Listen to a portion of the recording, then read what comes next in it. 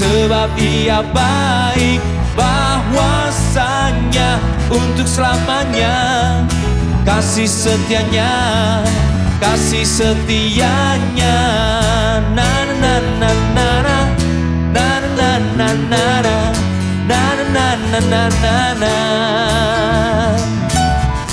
Na na na na na na na na na na na na. Haleluya. Sebab Dia baik, sangat baik, teramat baik bagi kita. Kebaikannya telah dinyatakan melalui pengorbanannya di atas kayu salib. Makasih Tuhan Yesus. Sungguh baik Yesus.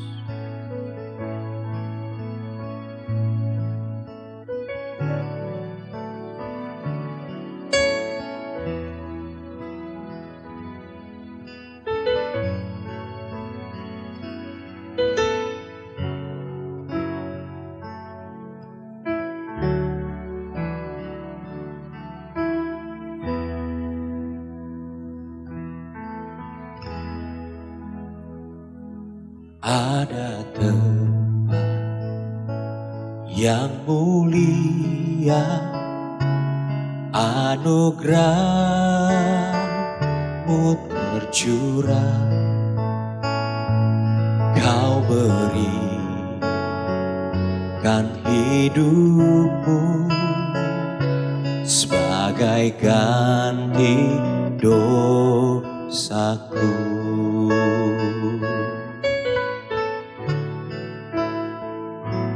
Lebih dari yang kukira, pengampunan yang kuterima, kasih Yesus yang abadi mengalir di Kalvari.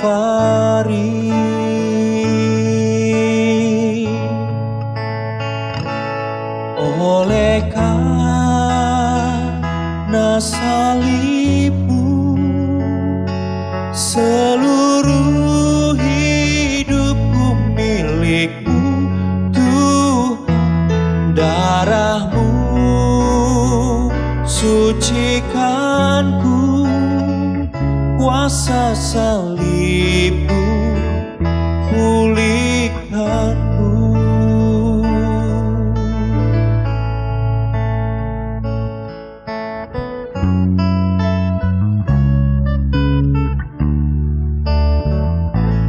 Lebih dari yang kukira, pengampunan yang kuterima,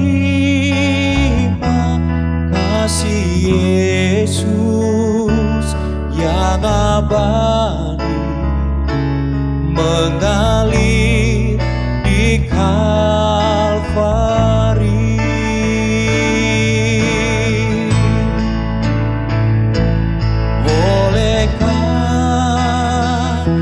Salib-Mu, seluruh hidupku milik-Mu, Tuhan.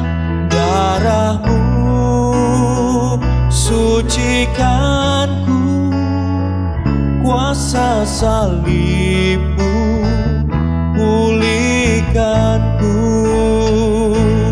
Oleh karena salib-Mu, seluruh hidupku milik-Mu, Tuhan.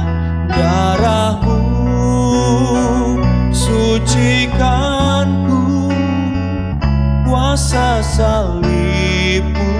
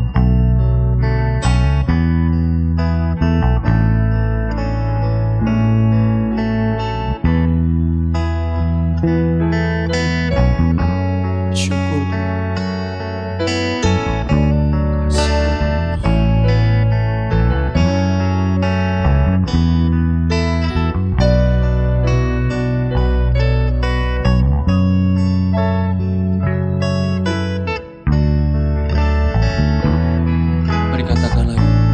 Karena salib. Oleh karena salibmu, seluruh hidupku milikmu. Tuhan, darahmu sucikanku, kuasa salibmu pulihkanku. Oleh karena salibmu, seluruh hidupku milikmu. Tuhan, darahmu sucikanku, kuasa salibmu pulihkanku. Kuasa salibmu pulihkanku, kuasa salibmu pulihkanku.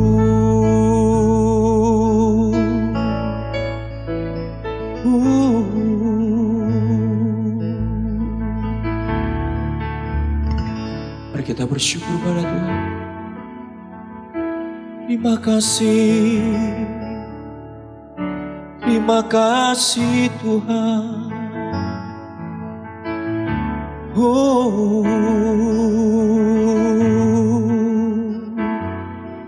Terima kasih buat pengorbananmu.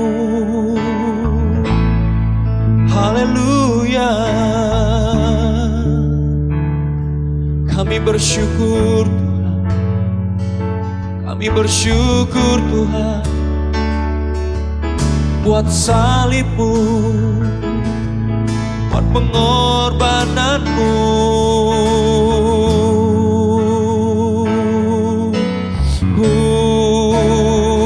Engkau baik Tuhan.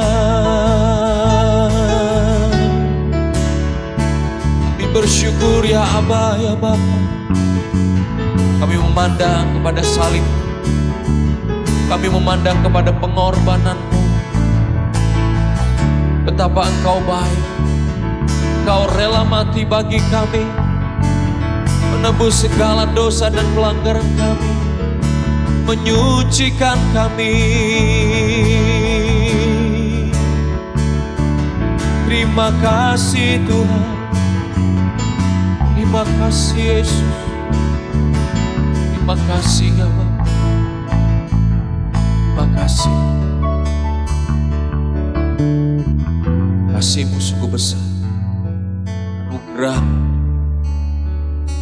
sungguh baik. Haleluya. Kemanakah aku dapat pergi, menjauhi Roh-Mu yang suci? Kau sahabat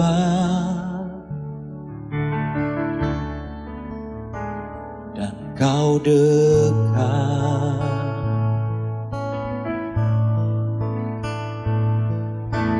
bahkan seluruh pengabdianku tak bisa membalas kesetiaan. Sungguh mulia dan berharga,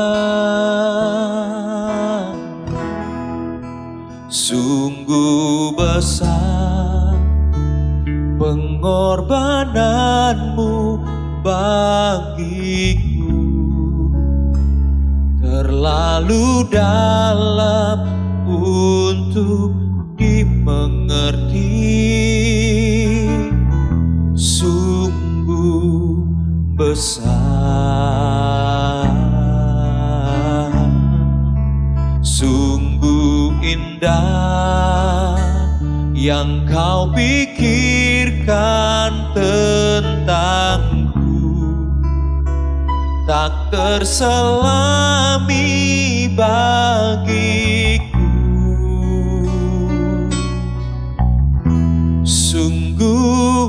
indah.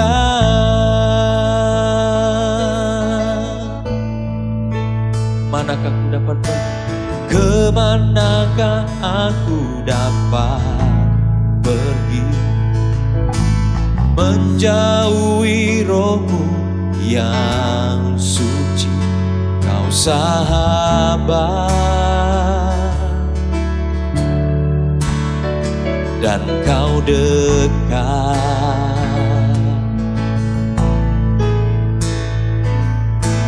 Bahkan seluruh pengabdianku tak bisa membalas kesetiaanmu, sungguh mulia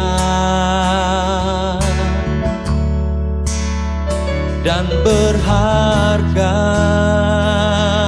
Oh, sungguh besar pengorbananmu bagiku, terlalu dalam untuk dimengerti, sungguh besar, sungguh indah yang kau pikirkan tentangku, tak terselami bagiku. Sungguh indah, oh, sungguh besar pengorbananmu bagiku, terlalu dalam untuk dimengerti, sungguh besar, sungguh indah yang kau pikirkan tentangku, tak terselami bagiku. Sungguh indah, sekali katakan, sungguh besar, sungguh besar pengorbananmu bagiku, terlalu dalam untuk dimengerti, sungguh besar, sungguh indah yang kau pikirkan tentangku, tak terselami bagiku. Sungguh indah, sungguh indah, sungguh indah.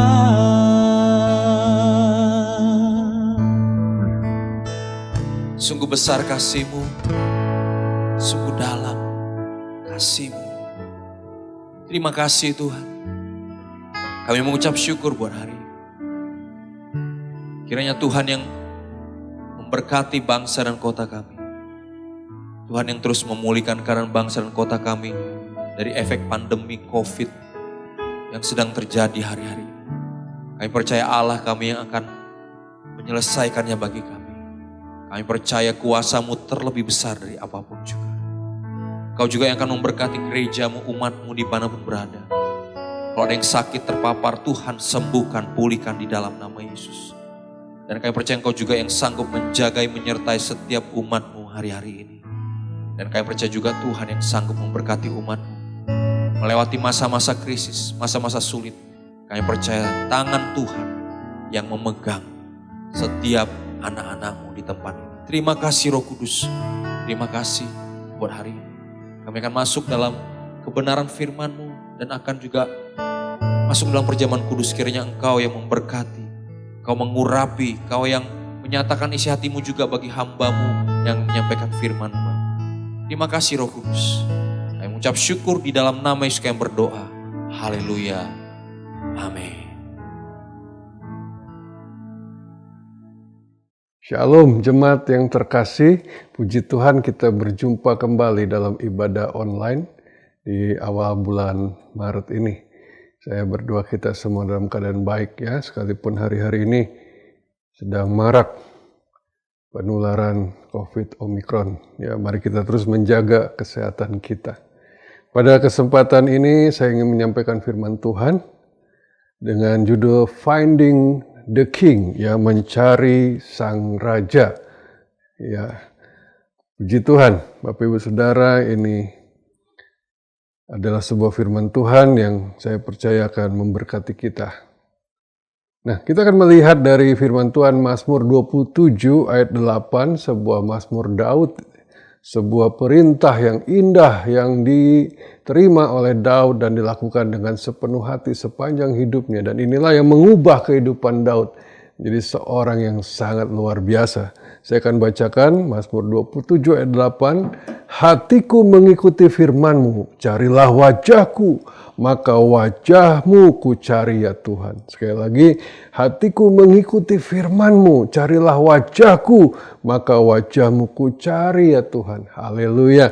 Ada sebuah perintah yang indah yang Tuhan berikan kepada Daud, hambanya, orang yang dikasihinya. Dan perintah itu bukan Taurat, perintah itu bukan perintah-perintah yang lainnya, tetapi perintah yang sangat penting bagi kehidupan Daud, yaitu carilah aku, carilah wajahku. Dan itulah yang menjadi kunci, menjadi sebuah spirit buat Daud untuk terus mencari wajah Tuhan, untuk terus mengejar Tuhan, untuk menjadikan Tuhan sebagai bagian terpenting dalam kehidupannya. Nah, mengapa perintah ini menjadi sangat penting ya buat Daud? Karena saudara, kita tahu di dalam ayat berikutnya kita akan melihat bahwa mencari Tuhan adalah hal yang teramat luar biasa penting. Dan justru ini yang sering dilupakan oleh kita, anak-anak Tuhan. Dalam Amos 5 ayat 4 dikatakan, sebab beginilah firman Tuhan kepada kaum Israel, carilah aku, maka kamu akan hidup. Ya, sekali lagi, sebab beginilah firman Tuhan kepada kaum Israel, carilah aku, maka kamu akan hidup. Umat Israel tentunya adalah umat yang taat beribadah, umat yang taat beragama dengan segala bentuk paket ritual tata ibadah yang rumit, komplit, saudara, yang begitu luar biasa, sistem korban, sistem ritual yang sangat, ya kalau saudara baca di kitab Imamat Keluaran, begitu luar biasa ya, begitu sangat rumitnya. Tapi itu tidak memberi kehidupan apa-apa. Ritual agamawi tidak memberikan kehidupan. Ya, hanya sebuah paket ya kegiatan-kegiatan agamawi. Dan akhirnya justru itu yang seringkali menghalangi mereka untuk mengenal Tuhan. Ya, kalau saudara perhatikan kehidupan Tuhan Yesus pada saat Tuhan Yesus ada di muka bumi, Tuhan Yesus sering ya diserang mengenai hal-hal ritual seperti ini, yang justru Yesus tidak terlalu pedulikan, saudara. Nah, yang terpenting adalah di sini yaitu carilah aku, kata Tuhan, maka kamu akan hidup. Kehidupan kita begitu akan nyata dan penuh jika kita mencari Tuhan. Kalau kita hanya menjadi Kristen sebagai agama, ya sebagai identitas KTP kita, sebagai orang Indonesia harus beragama, kita harus punya sebuah agama yang kita pilih dan kita bilang saya Kristen, dan kemudian kita beribadah karena kita Kristen, tetapi ya walaupun kita melakukan banyak liturgi, kegiatan-kegiatan rohani, tanpa kita mencari Tuhan, maka kita tidak memiliki hidup. Artinya kita menjadi sangat hampa, kosong, saudara. Jenuh, membosankan, memuakkan. Kekristenan tidak akan memuaskan kita. Ajaran apapun dalam kekristenan tidak akan memuaskan kita. Ya bahkan acara-acara yang megah, yang ditata dengan luar biasa, memang sejenak akan memberikan rasa sukacita, kesenangan, ya ada gairah mungkin, semangat. Tetapi saudara itu tidak akan memberikan kehidupan. Karena yang bisa memberikan kehidupan hanya satu pribadi, yaitu Yesus. Karena dia berkata, aku adalah hidup, di dalamku ada hidup.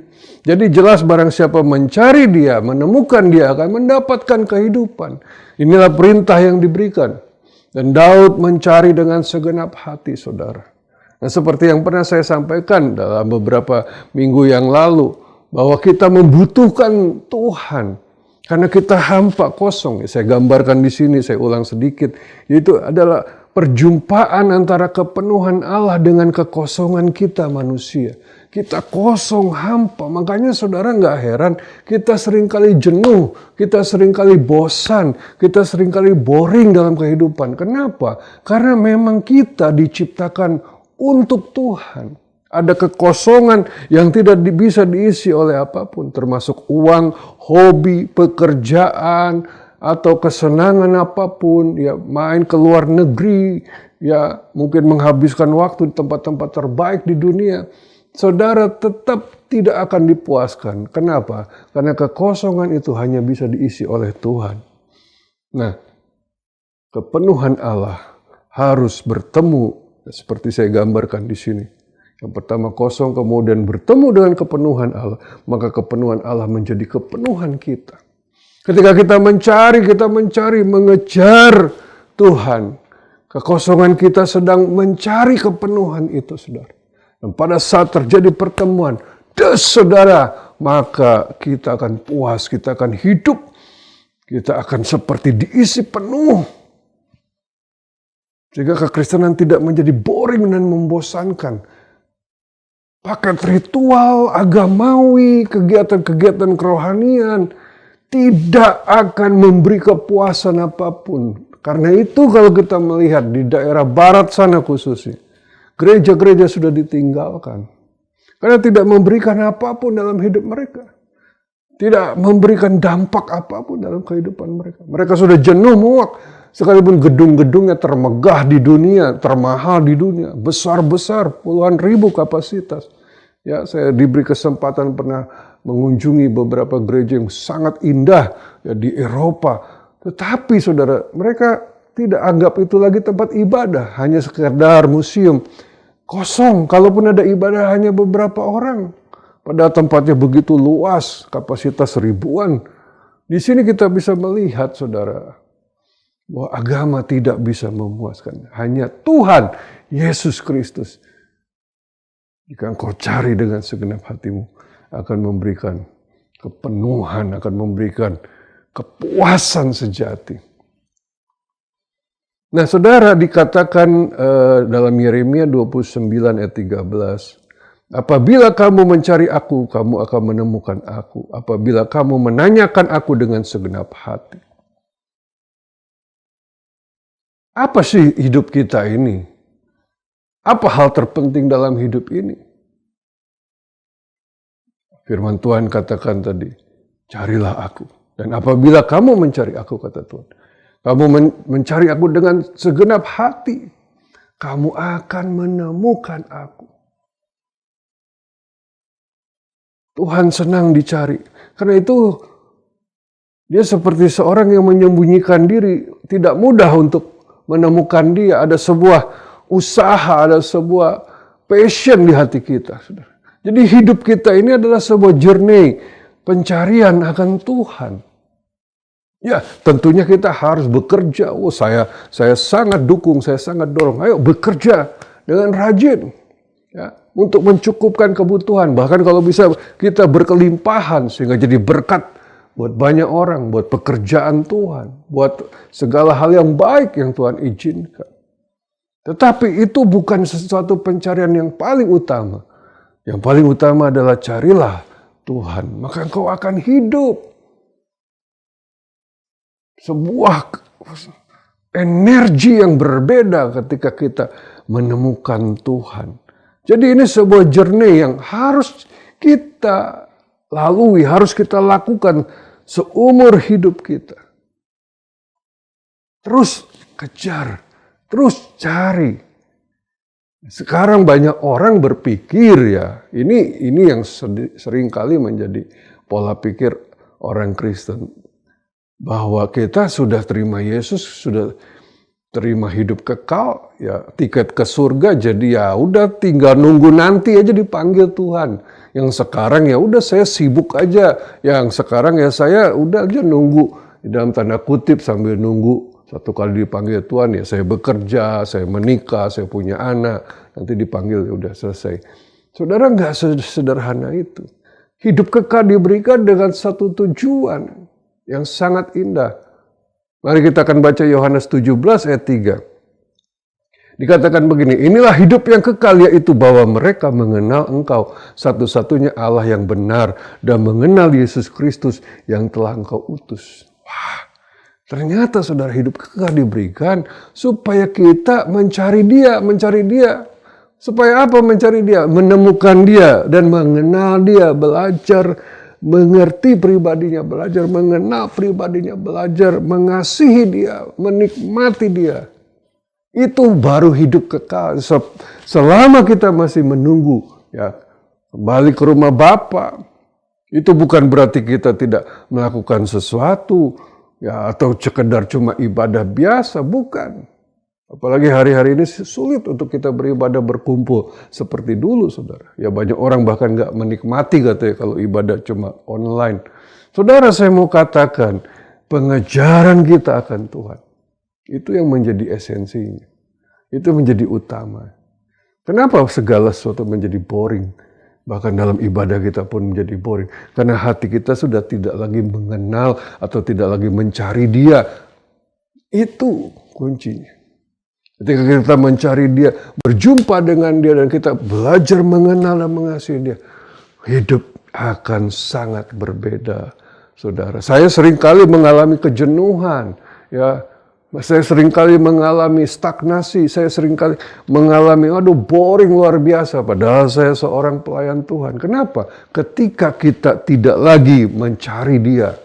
Ketika ya kita isi hidup kita dengan kesibukan-kesibukan yang memang penting, yang memang perlu. Tetapi tanpa kita mencari Dia, tanpa kita belajar mengenal pribadinya, kita seperti ya lampu minyak yang terus-menerus dipaksa menyala dan akhirnya habislah minyak itu. Dan kemungkinan kita akan burn out, saudara. Hangus rasanya. Ya jenuh rasanya. Semua yang dulu kita anggap sesuatu yang kita kerjakan sangat memuaskan menjadi sangat membosankan. Ya inilah kuncinya, saudara. Jika saudara berkata, aduh bosan, jenuh, padahal saudara punya segalanya, saudara bisa menikmati segala hal. Bukan dari luar, tapi yang di dalam kita mencari. Bagaimana sih Pak cara mencari Tuhan? Sederhana, saudara. Cari Tuhan gak perlu kemana-mana. Dia ada di dalam hati saudara. Nah, terus kalau ada dalam diri saya, kenapa harus dicari? Bukan dicari dalam arti dia gak ada. Kita mencari Dia di tengah kebisingan hidup kita. Di tengah begitu banyak tumpukan pergumulan, masalah, kesulitan. Di tengah begitu banyak hal-hal yang memenuhi hati dan pikiran kita. Saudara perlu menemukan Dia dengan apa? Mencari Dia di dalam keheningan. Ya, kalau saudara bisa memuji, menyembah, menemukan hadirat-Nya, puji Tuhan. Itu luar biasa. Tetapi kalau saudara nggak bisa menemukan Dia lewat penyembahan seperti itu, saudara tidak perlu frustasi.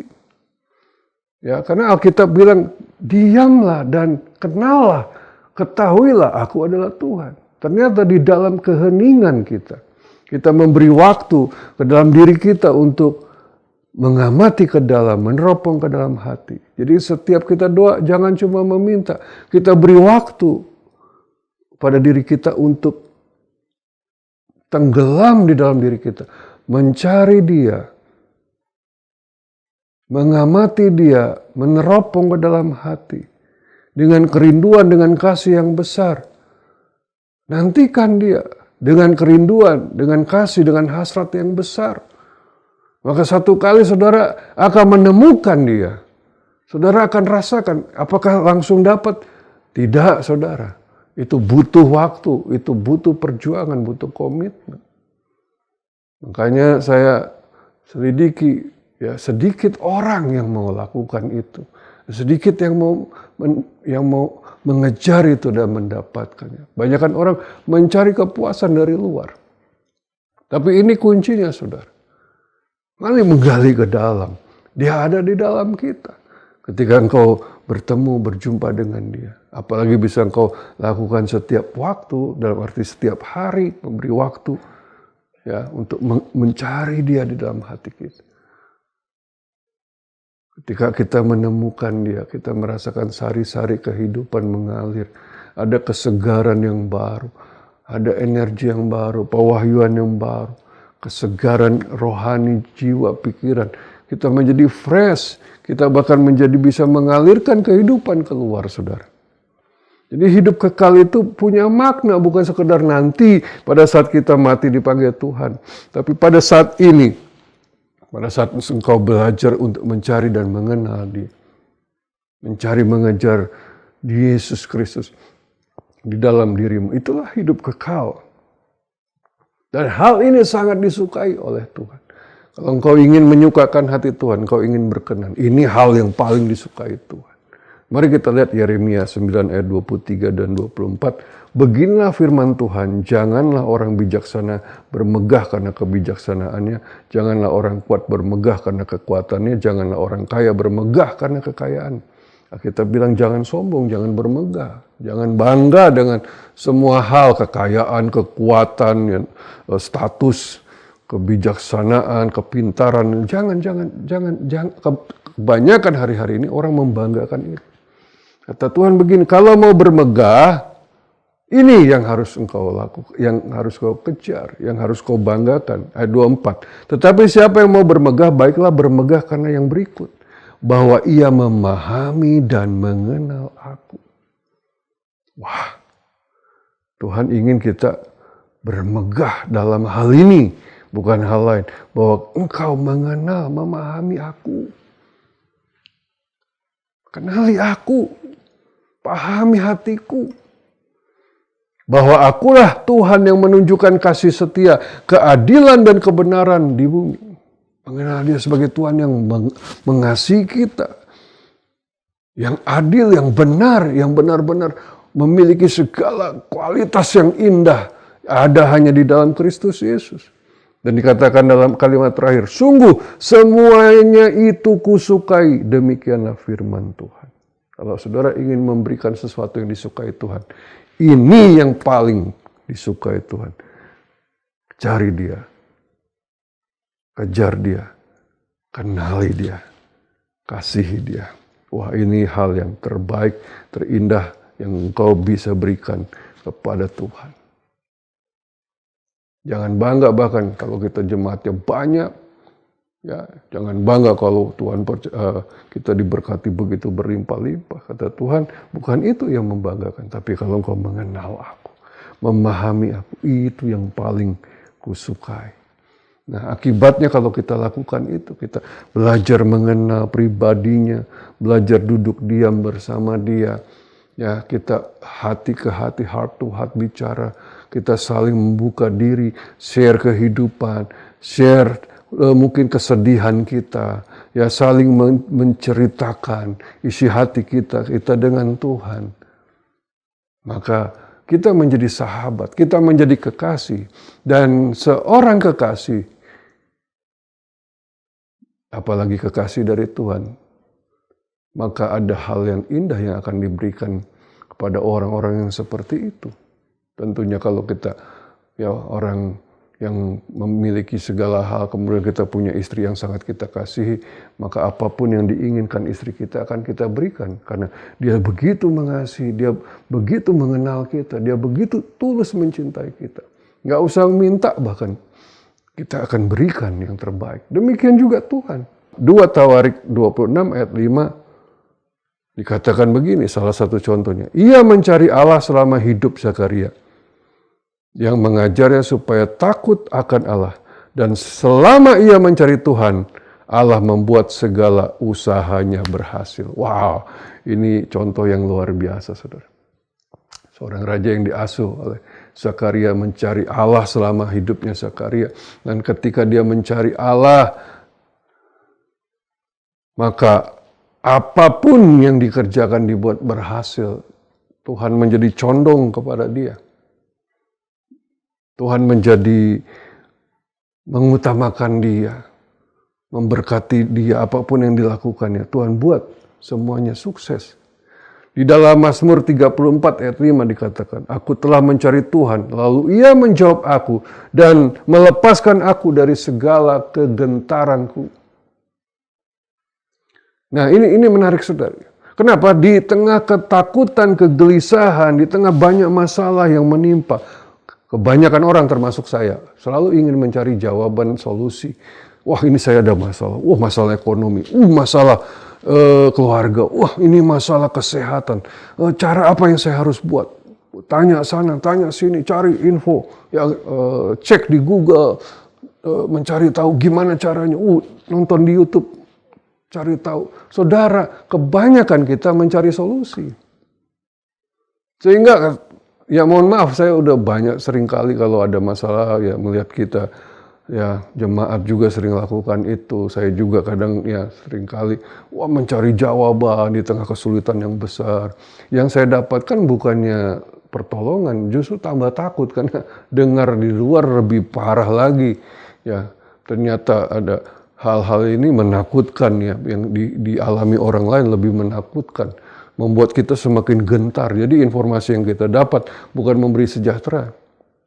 Kenapa? Karena kita bukannya mencari sesuatu yang tepat, kita mencari solusi di luar Tuhan.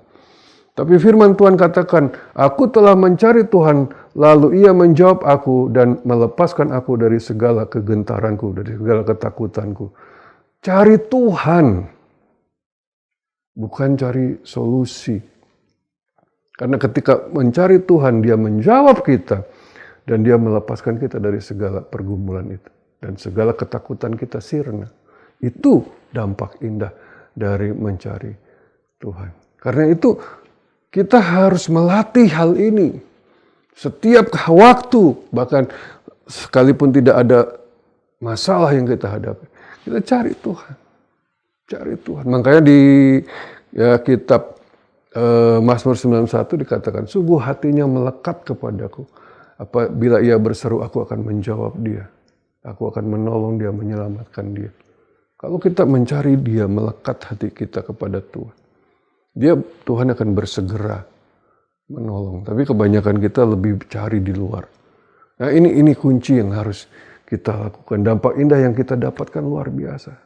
Yang terakhir saudara, dampak indahnya Mazmur 34 ayat 11 dikatakan begini, singa-singa muda merana kelaparan, tetapi orang-orang yang mencari Tuhan tidak kekurangan sesuatu pun yang baik. Singa-singa muda kelaparan, walaupun mereka hebat dalam mencari mangsa, hebat dalam mendapatkan makanan karena gagah, perkasa, tidak terkalahkan di dunia hewan, tetapi mereka kelaparan. Tapi orang-orang yang mencari Tuhan tidak akan kekurangan. Itu janji Tuhan. Itu dampak indah. Ya, selain kita mendapatkan Tuhan, mendapatkan hatinya dan kasihnya, ada dampak-dampak indah. Justru menjadi kunci, ya, sehingga kita tidak lagi khawatir, tidak lagi cemas menghadapi kondisi zaman yang semakin mengerikan, kesulitan ekonomi yang luar biasa hari-hari ini, kabar-kabar perang yang mengguncang mempengaruhi seluruh dunia. Cari Tuhan, temui dia, kenali dia, kasihi dia, maka engkau akan hidup, roh jiwa tubuhmu akan hidup terpelihara sempurna. Amin. Mari kita akan masuk perjamuan. Saya ajak kita menyediakan hosti atau roti atau apapun yang saudara miliki di rumah untuk perjamuan.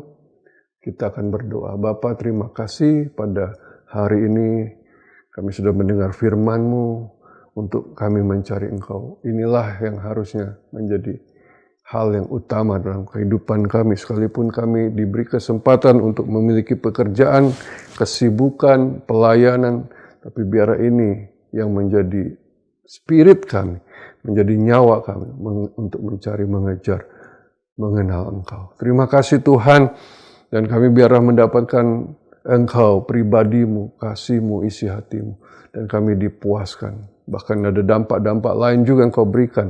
Setiap yang kami kerjakan boleh berhasil. Tuhan melepaskan kami dari setiap pergumulan dan kegentaran kami. Dan Tuhan memelihara seluruh kehidupan kami ketika kami mencari dan mengejar Engkau. Saat ini kami akan makan hosti ini Tuhan, di mana tubuh-Mu akan kami makan menjadi satu dengan tubuh kami.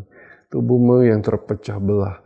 Oleh karena kasih-Mu, Engkau menanggungkan semua derita di dalam tubuh-Mu, supaya kami diselamatkan, supaya kami disembuhkan, supaya kami diberkati, supaya kami dimuliakan, dibenarkan. Terima kasih Bapa. Kami makan hosti ini dalam nama Yesus.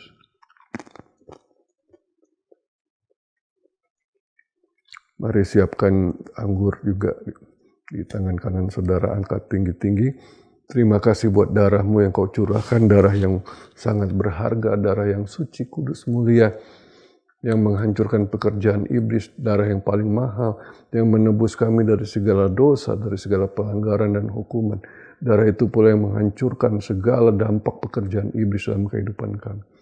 Terima kasih Tuhan, kami meminum darah ini dan Engkau menjadi satu dengan kami, sehingga kami menjadi seperti Engkau. Dalam nama Yesus kami minum. Terima kasih.